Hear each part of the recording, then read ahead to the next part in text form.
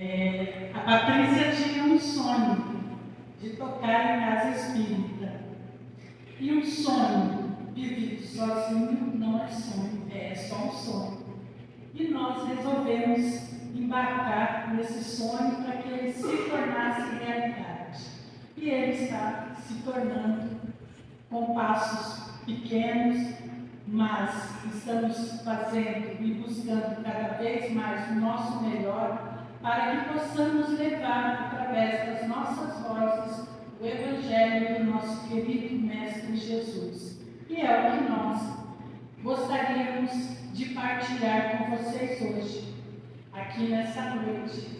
Então, desde já, agradecemos o MED por esse convite, né?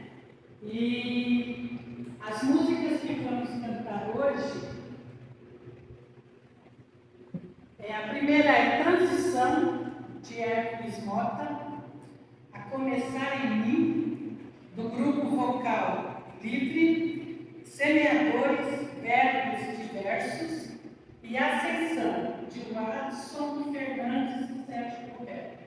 Então, essas músicas, ela tem uma reflexão muito bonita e é isso que nós gostaríamos de levar e partilhar com vocês hoje. Embarque nessa conosco.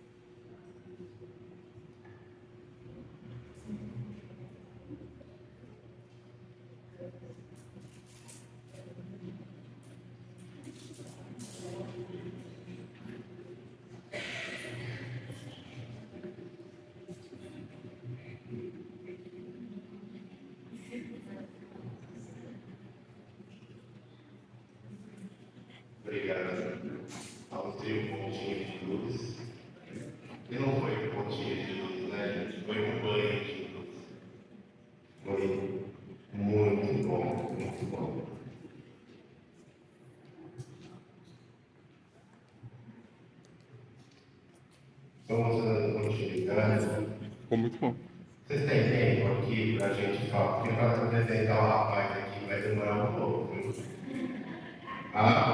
Nossa Senhora! Nosso palestrante da noite, ele é tarefeiro no grupo de estudos espíritas Mãos Estendidas. Ele é matemático, ele é terapeuta holístico, psicanalista, reiki master, palestrante motivacional. Para quem esteve domingo aqui na abertura, ele não põe no currículo, mas ele também canta. Ele faz uma palhinha também. Mas só quem esteve domingo aqui que pode usufruir dessa parte. Nosso palestrante vem aqui conversar com a gente sobre o tema A Caminho de Damasco. Então, gostaria que nós saudássemos com palmas nosso colega, nosso colaborador, querido no movimento espírita já há muitos anos, o nobre Nájila.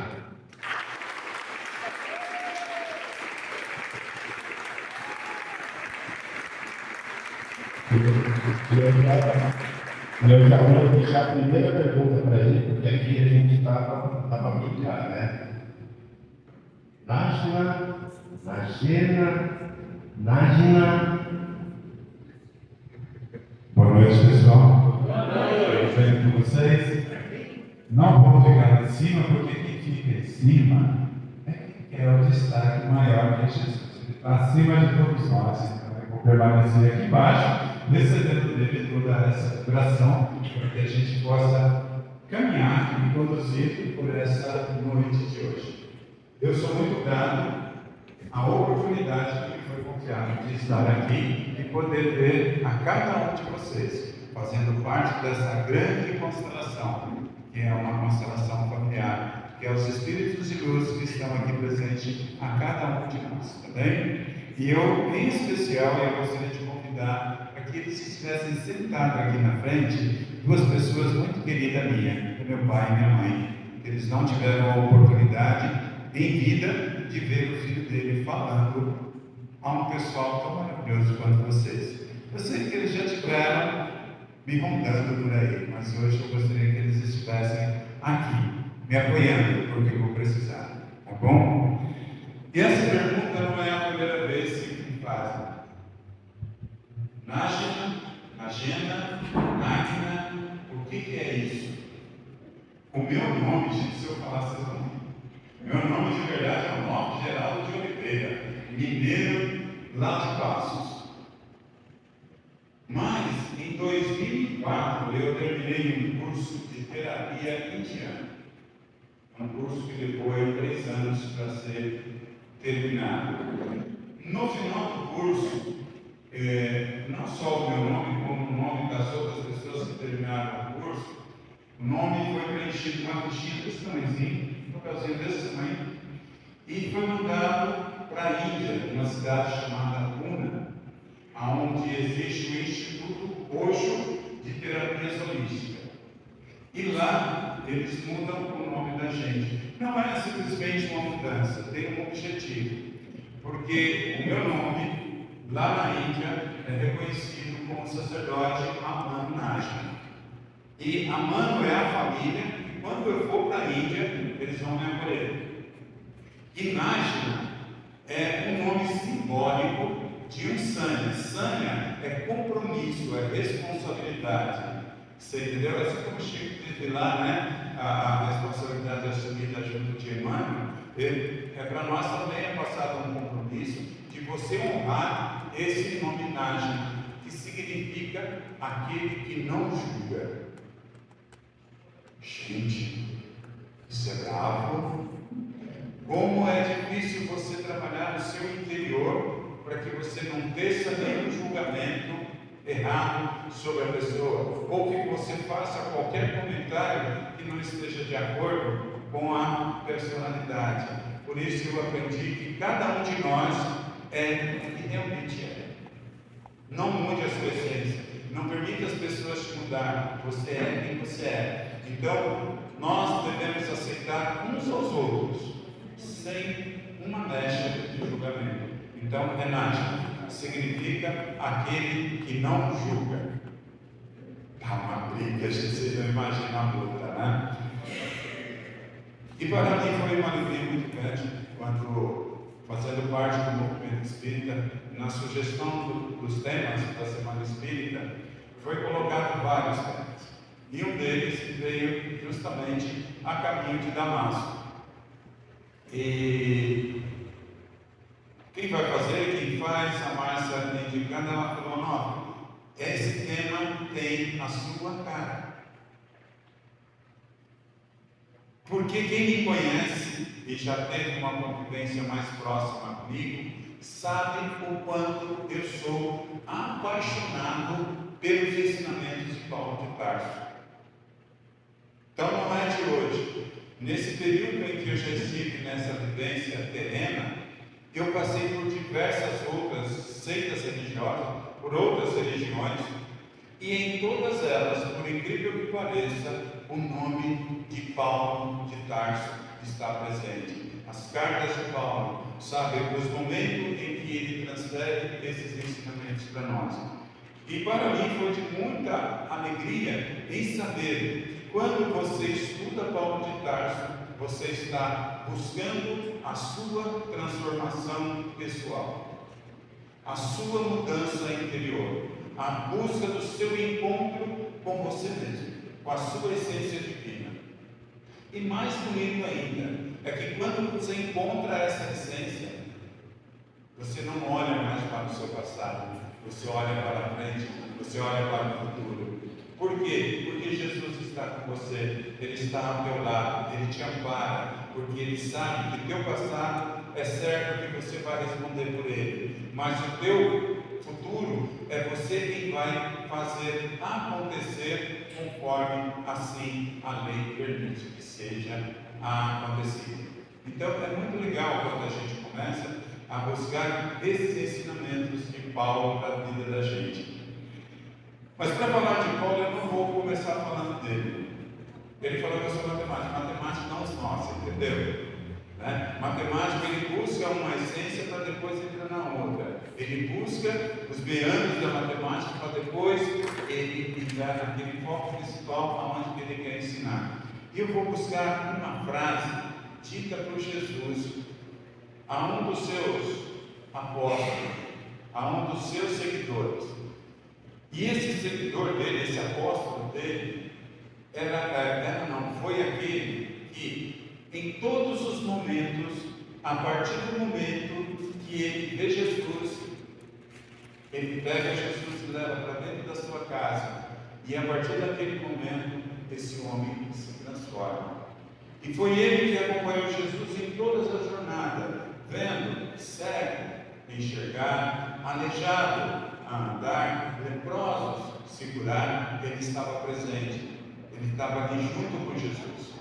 Esse apóstolo é Pedro. E Pedro também é um exemplo muito grande de transformação, de essência de busca. E Pedro, parece que a gente já conheceu Pedro velho, né? Assim como Paulo também. A gente olha para Paulo de Tarso, a gente vê ele barbudo e velho.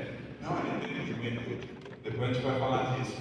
E, num determinado momento em que eles estão reunidos, Jesus diz assim a Pedro, veja bem, Pedro tinha toda a participação com ele, tinha convívio com ele. Pedro passou a ser praticamente um guarda-costas de Jesus, de tão apaixonado que ele era por Jesus.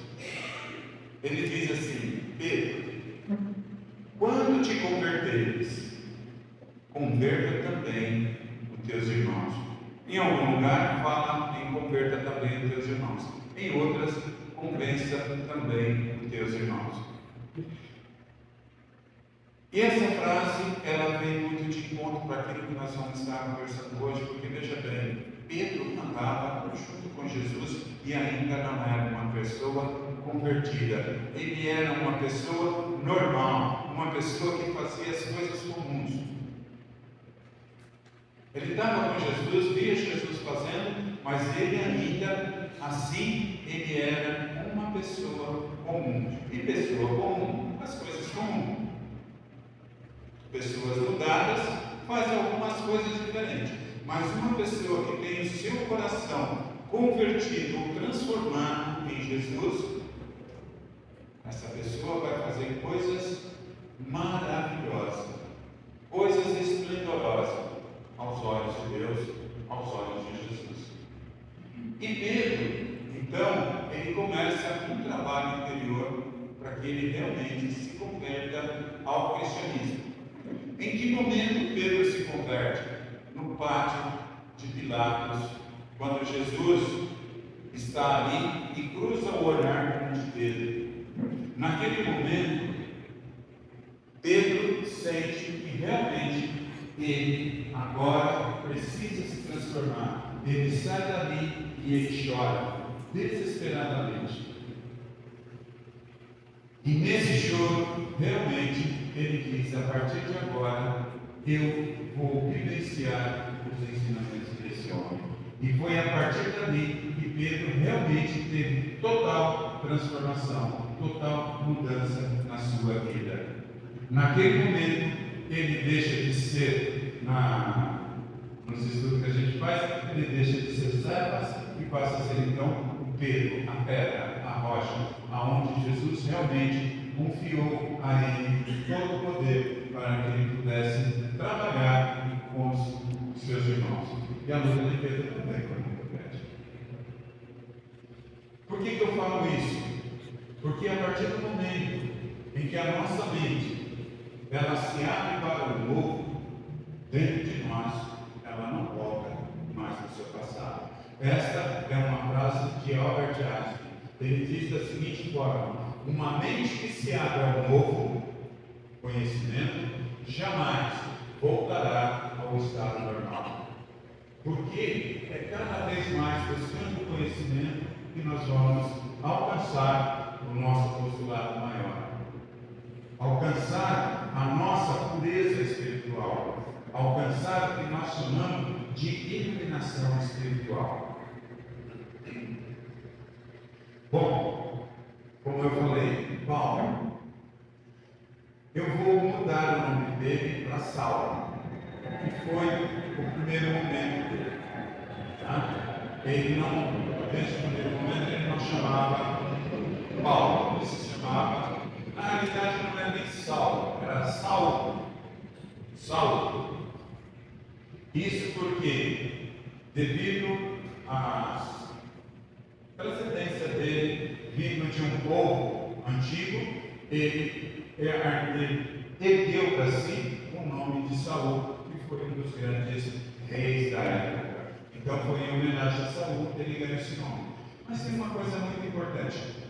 Quando Saul nasce, ele é rejeitado pela mãe, porque a mãe era uma beleza, era o charme, era a pureza em flor.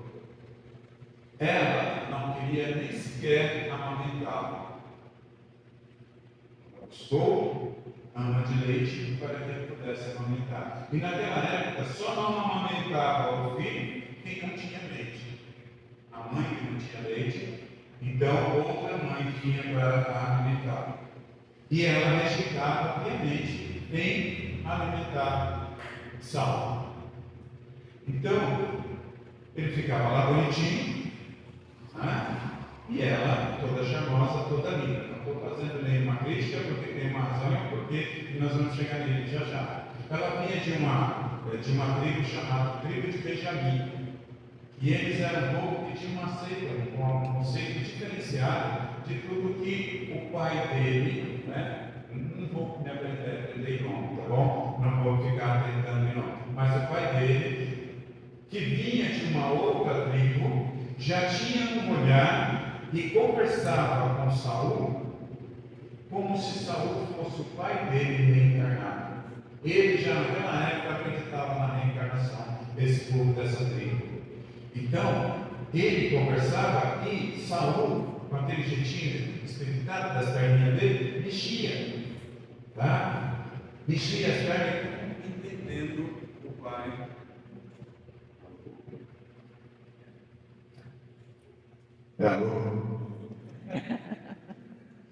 Entendendo o pai, que o pai falava com ele a respeito. E o pai dizia assim: o que você está fazendo novamente aqui?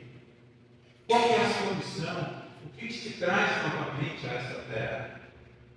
Ele conversava com ele e o filho balbuciava, né? Enquanto tinha lá um versinho lá, ele queria falar alguma coisa. E os olhos dele brilhavam quando o pai conversava com ele. Ótimo, maravilha. E tem uma passagem no livro ali que fala assim, que Saulo, era quase feio. Quase. Eu imagino esse cara quase. Porque eu vi uma foto dele reproduzida, devido à imagem, era cabeçudinho, né? Bem cabeçudinho, olhos grandes, olhos arregalados, né? Então ele era quase feio, não era feio. Aí pintaram ele em alguns livros aí, como ele sendo uma pessoa máscula, uma pessoa portentosa, sabe, viril e tudo mais. Ele poderia ser mais bonito, ele não era não. Ele malhava, mas lindão ele não era não. Ele não era tão bonito quanto eu assim, né, gente? Mas ele era bonito, né? Mas vamos lá. Então, o que acontece? Esse Saul, ele tem uma vida de crescimento com o pai muito próximo dele e a mãe que o amava intensamente. Então essa mãe queria aumentar essas mães, não sei porquê, mas ela não queria aumentar, mas ela amava ele de paixão. E o pai e a mãe conversavam entre eles sobre o futuro daquela criança.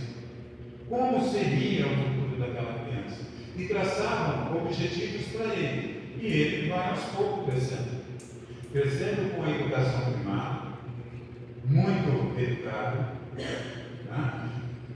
O pai dele tinha, eu vou chamar assim, uma nacionalidade romana. Ele tinha uma portabilidade do nome dele que dava direito dele ser romano também. Por isso, lá na frente, a gente vai ver que ele também se tratava como cidadão romano. E ele vai crescendo, brincando, fazendo arte. Gente, Saulo era que nem nós, fomos crianças, fizemos arte, arrancando na ponta do dedão, ralando nosso joelho, sabe? Jogava pedra na casa da vizinha, eu acredito também que nós jogávamos.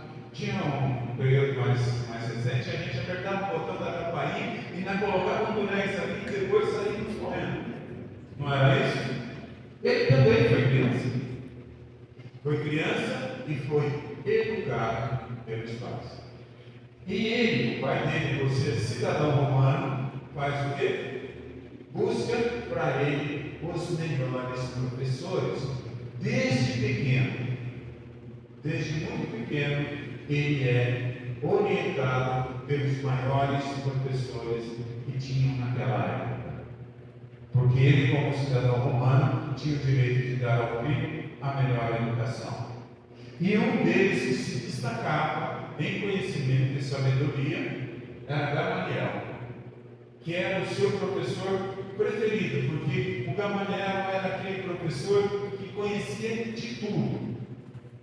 Conversava sobre qualquer ponto da educação, da política, ele conversava. Ele tinha então um conhecimento geral. E ele era rabino. Como rabino, ele falava dos ensinamentos judaicos. Ele ensinou a Saulo, nesse período de evolução, de crescimento, as 613 leis existentes na Torá. E Saulo absorveu todo esse conhecimento para si. Ele vai crescendo, se torna um esportista na época, corredor de briga, juventude, malhadão, sarado, né? Namorou, com certeza, porque a gente está olhando para as pessoas parecidas. Por isso que eu falei assim, parece que a gente já cria Paulo de Tarso velho. Não. Ele teve toda uma juventude como todos nós tivemos, fazendo as nossas besteiras, fazendo as nossas asneiras, mas com uma convivência saudável. Teve grandes amigos, eu não vou lembrar o nome dele agora, porque ele me fugiu. Mas ele teve um amigo que era aquele assim, que saía com ele para todas as paradas, todas as baladas da época, estava os dois juntos. Para tomar seus porrezinhos lá, eles estavam juntos. Então, ele teve realmente conhecimento profundo. Quando ele já chega na mocidade, que ele vai se desenvolvendo por causa próprio do desenvolvimento natural da gente, saindo da infância, passando pela pré-mocidade, chegando à mocidade, né? Ele começa a buscar um estudo mais profundo. E o pai começa a falar para ele a respeito da política. E conduzindo ele para que ele seja um político da época. Gente, naquela época de Saulo, todos viviam dentro da corrupção. Eram todos corruptos dentro daquele partido político que existia da época. Dá para trazer uma semelhança para os dias de hoje? Conviveu com políticos da época muito corruptos, mas não se permitiam se corromper. Junto com Gamaliel, se tornou um grande doutor da lei. Doutor da lei, quando a gente fala, parece que é doutor da lei sobre a lei judaica. Não, ele era profundo conhecedor de todos os ensinamentos das leis judaicas, mas ele se tornou doutor da lei. Ele foi, para os nossos dias de hoje, cursar a advocacia. Ele se tornou um advogado, um conhecedor profundo de leis, porque ele estava entrando num campo que exigia que ele tivesse conhecimento de todas as leis, conhecendo as leis judaicas, as leis religiosas e também as leis normais que regiam o povo daquela época. Então, Saulo, ele cresceu buscando sempre conhecimento para que ele pudesse se tornar, era o objetivo dele, se tornar um grande senador. E também ele era um grande e profundo, zeloso, cuidadoso da religião judaica, da Torá, que até hoje eles têm como sagrar esses ensinamentos continuados. Então a gente vê que ele tinha metas e objetivos. E ele viu as coisas tomaram um campo totalmente inverso. Porque quando Paulo nasceu, vamos voltar só um pouquinho, que quando Paulo nasceu, tá? Quando nasceu, 5 anos depois é que foi nascer Jesus. Era 5 anos depois. Então praticamente eles tinham a mesma idade, a diferença de 5 anos. Só que uma região e uma outra região. Tá? E diante dessa busca, o que começa a surgir? Interferência nas leis judaicas. Aquele povo que agora pregava os ensinamentos de Cristo, começava, assim pensava Paulo, que tinha interferência na religião deles. Não foi atrás de buscar, de pesquisar o que era esse ensinamento.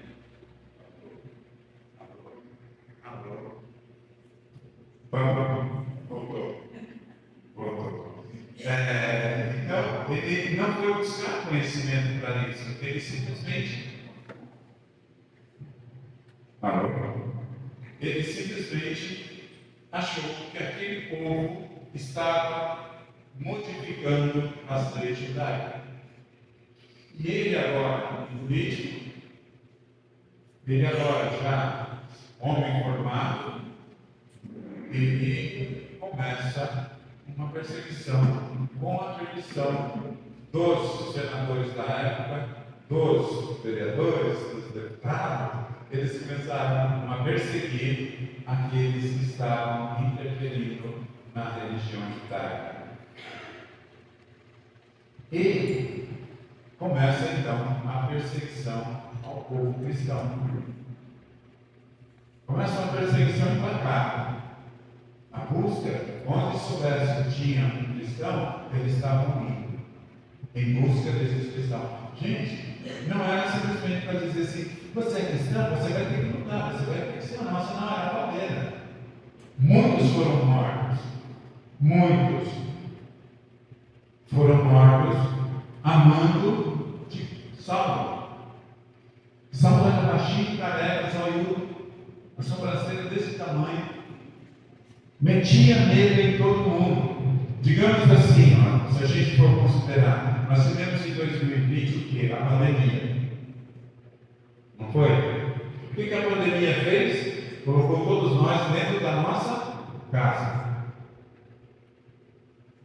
Quantos sabiam, por exemplo, se fosse aqui Diadema, né? Nós estamos aqui, todo mundo reunidos aqui, e falava assim, Saulo vai ter em Diadema. Todo mundo para dentro de casa e não saía. Não saía. Era uma verdadeira peste em busca do povo cristão. Nessa ida seguinte, que ele vai daqui, ele vai de lá, ele encontra uma companheira. Lembra que eu falei que também tinha juventude de namoro? Eu vou falar o nome dela, mas com base no livro Paulo e Estevão, que é de Francisco Cândido Xavier. Mas nos estudos poucas vezes se fala o nome dela, mas diz que essa pessoa, essa mulher, falou para ele e ensinou muitas coisas. Essa mulher é Abigail, para nós é Abigail. E ela falou para ele sobre vida, sobre amor, sobre acreditar, olhar o povo com um olhar mais caridoso, ensinou para ele diversas coisas. E nessa conversa que eles tiveram, ela fala assim, ele pergunta assim, você tem algum sonho? Ela diz, tenho. Eu tenho um sonho profundo. E qual é teu sonho? Ela diz assim, o meu irmão, ele foi preso injustamente, foi colocado numa galera de barco de remo, e nunca mais eu o vi. Nunca mais eu encontrei com ele. E meu sonho é encontrar com ele. O irmão dela chamava Gesiel. Estou já pegando por base o livro Paulo e Estevão. E ela fala para ele desse irmão, conta as histórias do irmão, porque ela e o irmão eram muito juntos. Eles conversavam praticamente o dia todo e ele tinha uma visão muito avançada na espera de um grande profeta que viria, que seria Jesus. Então ele passa ensinamentos para ela muito profundo, o Gesiel. E ela passa isso para Saulo. E Saulo, naquela alegria de estar com a amada, que a Abigail era muito linda, e uma doçura de maneira de pessoa, sabe? Ele ouve. E ele faz uma promessa: eu vou encontrar teu irmão. Eu vou encontrar o teu irmão. Então ele sai em perseguição a todo o povo judeu, mas ao mesmo tempo ele está procurando Gesiel. Ele ouve falar de um grande profeta, ou de um grande pregador da época, que estava pregando numa cidade distante, chamado Estevão.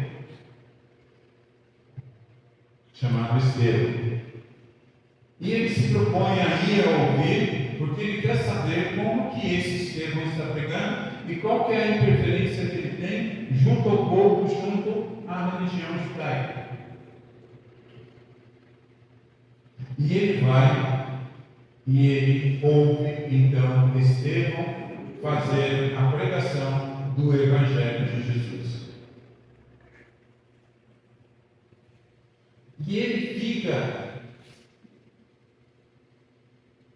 não se sabe ao certo se ele ficou com ódio dele de Estevão, porque Estevão falava com tanto amor nas palavras que ele dizia, aquele povo simples, aquele povo que estava ali devendo aqueles ensinamentos, que estava levando a eles esperança para que eles pudessem ser uma nova pessoa renovada em Cristo, ou se foi porque ele viu naquele homem simples ignorantes na visão dele, falar com tanto ensinamento, com tanto poder, com tanta autoridade, coisa que ele, Saulo, mesmo sendo formado em oratória,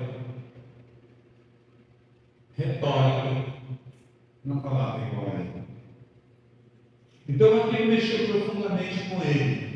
E mais ainda, quando o Estevão deixa de falar para o público, o olhar dos dois se cruzam. E Estevão olha para ele, um olhar de amor, de compreensão, sabendo que aquele homem era perseguidor dos cristãos. E Paulo vai embora, mas ele leva consigo uma mágoa, um ódio, um rancor muito grande dentro de si. E o objetivo dele agora já não é mais somente os cristãos. Ele quer pegar os líderes dos cristãos. E ele quer realmente pegar Estevão. Porque ele dizia assim: se eu pegar Estevão, ele não terá influência sobre o povo. Porque é o povo pobre, é o povo simples que dá atenção a esse homem. Então, se eu tirar Estevão da roda, o povo não vai ter mais ninguém a acreditar.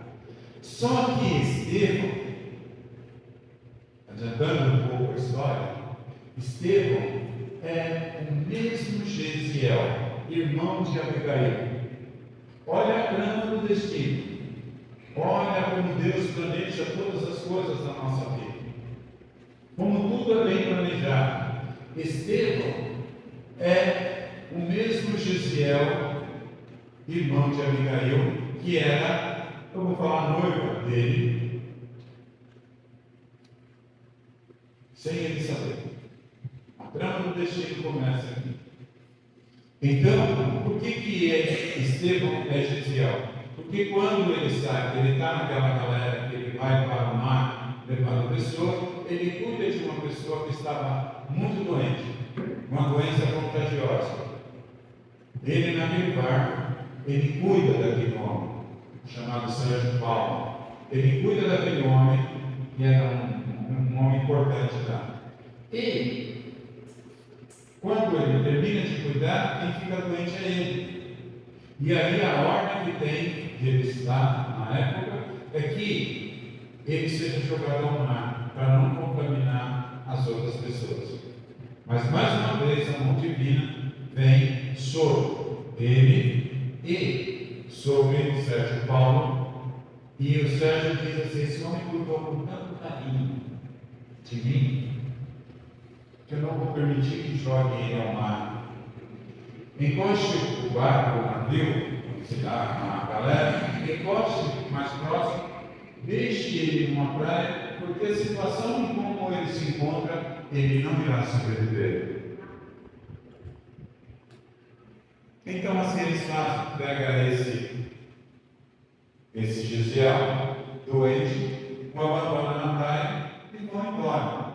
Só que um grupo de assaltantes encontra ele ainda, já meio desfalecido, encontra ele e pega ele e leva. Homem, tá? Tinha um dinheirinho que o Sérgio Paulo tinha deixado para ele, leva ele, tira o dinheiro dele, mas leva para uma casa chamada Casa do Caminho, que é conduzida já pelo apóstolo Pedro.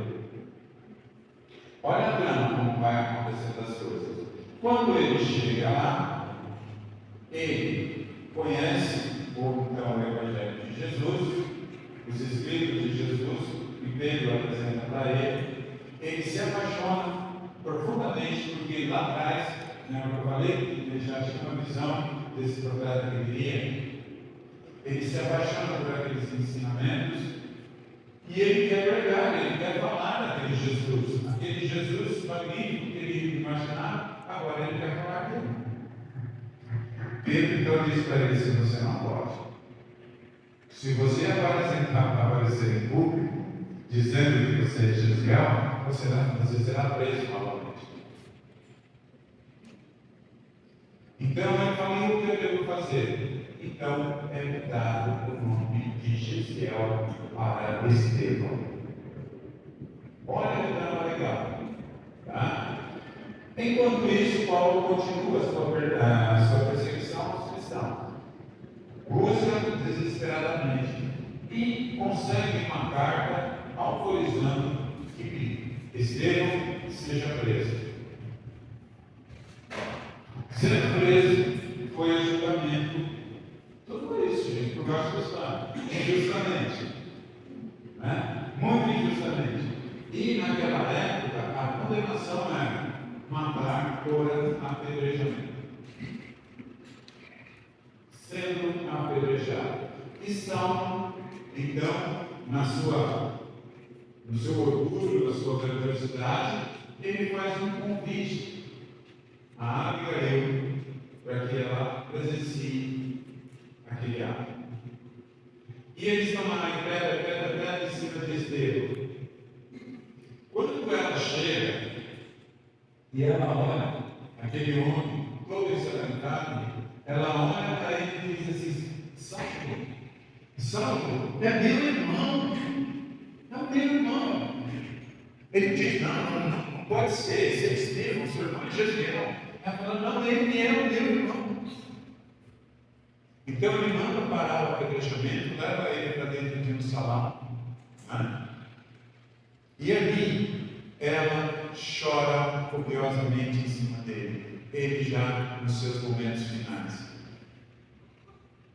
A morte já está mandando ele de tantas pedradas que ele tomou. E ela fica chorando então em cima dele. E o olhar dele cruza justamente com o de Saulo. Ele olha para Saulo e diz assim: eu te perdoo. Aquilo mexe muito profundo com Saulo. Como que um homem vive numa condição dessa, que mesmo sendo a meu mando, apedrejado e morto pelas minhas mãos, olha nos meus olhos e perdoa? Que tipo de pessoa é essa? Que ser humano é esse? Que amor que traz dentro do seu coração? E isso revolta muito mais. Mais uma vez ele sai daqui, ele abandona Abigail. Ele abandona Abigail e vai em busca de atrocidade em cima dos cristãos.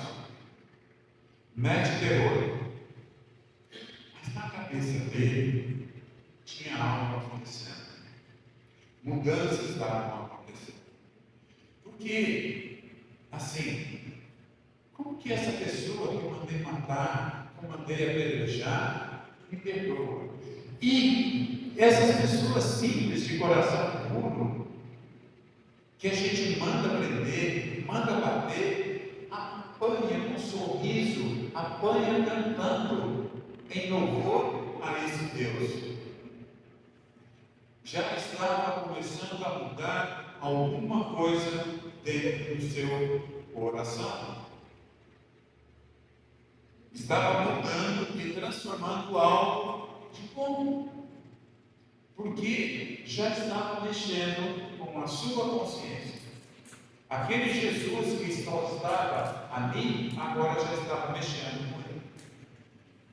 Ele então, mais uma vez, ele busca o seu professor e narra para ele: Gamaliel, eu estou vivendo uma nova situação dentro de mim.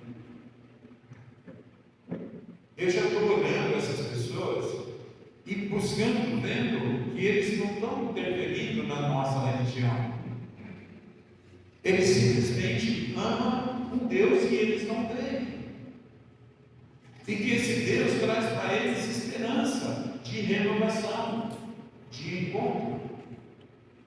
Gamaliel diz assim: siga o teu coração.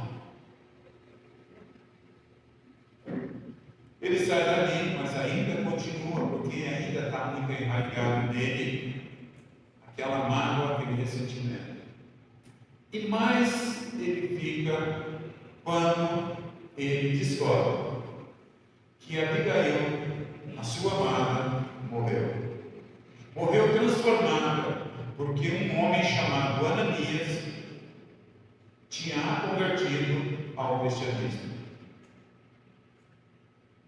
Então aquilo mexe profundamente com ele. Aí sobe o ódio. Aí mais ainda, a sua amada morreu, ela já estava doente, tá? É outra parte que não dá para a gente contar tudo de uma vez.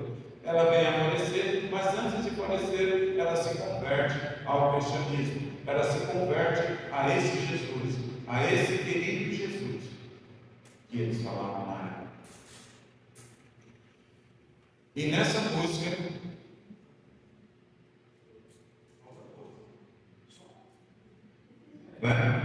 e nessa música, então ele descobre, ele fala assim: quem foi que converteu Abigail? Ele diz: um homem chamado Ananias. Ele diz: aonde ele está? Vamos no Senado, pega uma carta e vai em busca desse Ananias. Só que a caminho de Damasco, sua mente começa a fazer reflexões. Pessoas que perdoam, pessoas que amam, pessoas que ajudam um ao outro, sabe, que canta feliz da vida. Aquilo foi mexendo profundamente com ele. Debaixo de um sol escaldante, e ele indo em direção a Damasco, num determinado ponto, depois eu vou voltar para completar isso. Num determinado ponto, uma luz se faz esplendorosa na sua frente e o cega. Ele vai ao chão. E ainda ao chão, ele ouve uma voz que diz assim: Saulo, Saulo, Saulo, por que tu me persegues? Naquele momento, naquela luz, ele consegue visualizar a imagem de Jesus vindo a ele. Ele, por já ter transformado e entendido o amor que aquele Jesus tinha por cada um dos seus filhos, ele não diz outra coisa. Ele diz assim: Senhor, o que tu queres que eu faça? Olha a grandiosidade desse homem, que compreendeu diante do sofrimento, diante de machucar e magoar tantas pessoas, de mandar matar, agora diante de Jesus, reconhece o seu erro e diz simplesmente: Senhor, o que queres que eu faça? Ele diz: vá para a rua direita de Damasco e aguarde, e eu mandarei um homem ir até lá. Nesse momento, ele vai, Jesus vai até Ananias e diz: Ananias, vai à rua direita e você vai encontrar lá um homem que ele está cego. Vocês podem achar estranho de falar assim, que Jesus falou com Ananias. O poder da mediunidade, Jesus pode se apresentar a qualquer um de nós. E ele diz então: você vai na rua direita, na casa de Judas, e você vai encontrar lá um homem cego. O abençoa para que caia as escamas dos seus olhos. Esse homem é Paulo, é Saulo. Ananias não pode matar, que isso, Jesus? Esse homem está mandando matar todo mundo.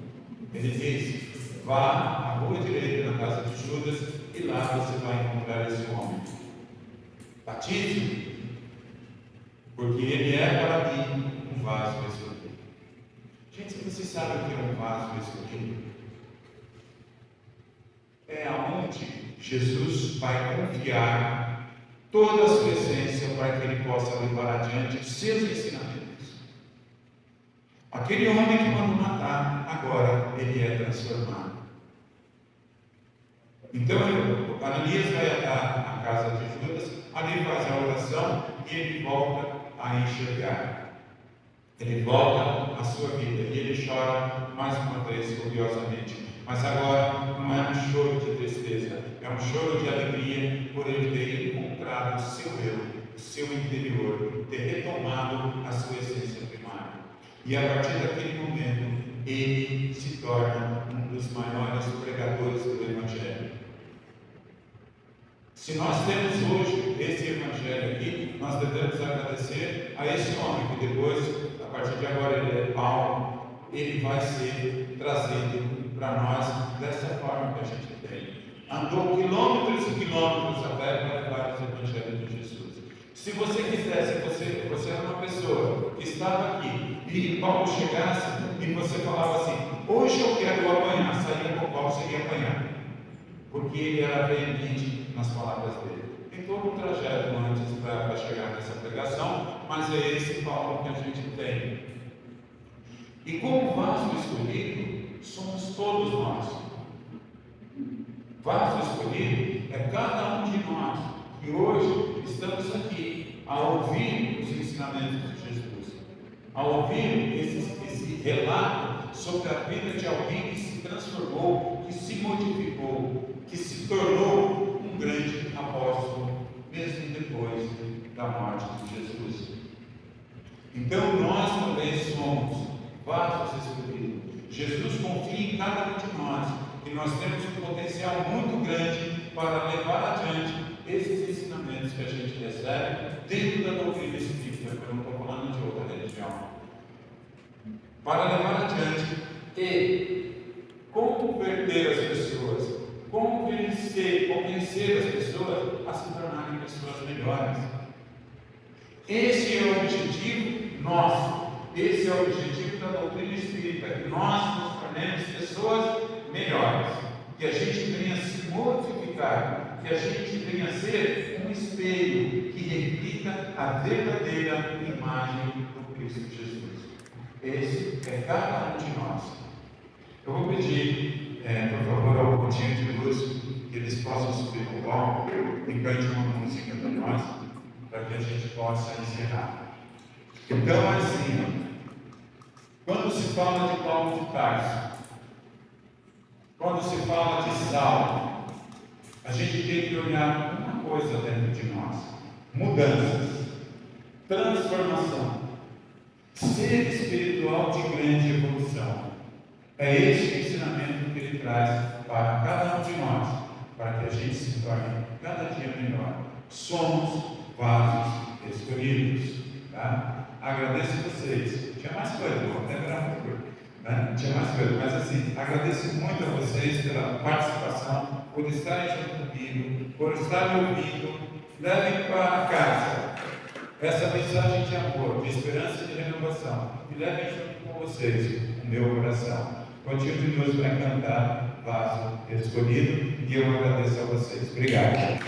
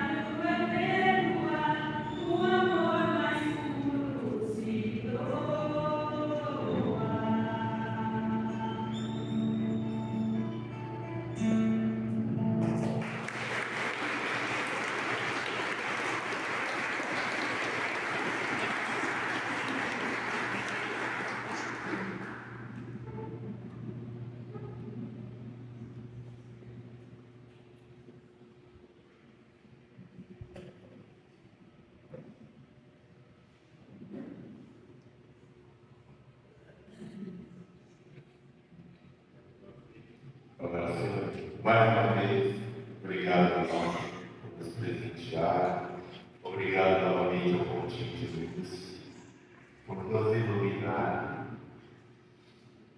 Nós estamos chegando ao final. Nós estamos chegando ao final. 2 anos. Então vamos ao nosso agradecimento.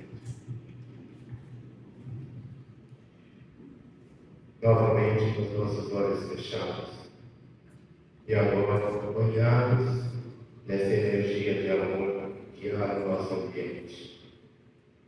Obrigado, Pai. Obrigado, Mestre Jesus. Obrigado a toda a espiritualidade pela companhia, pelo carinho, e que nós possamos refletir sobre tudo que ouvimos, que possamos realmente ser o vaso escolhido, nos tornarmos a cada dia mais próximos, mais perfeitos, mais amorosos, mais gentis, para podermos nos intitular discípulos do Mestre. Que assim seja. Graças a Deus. Nós vamos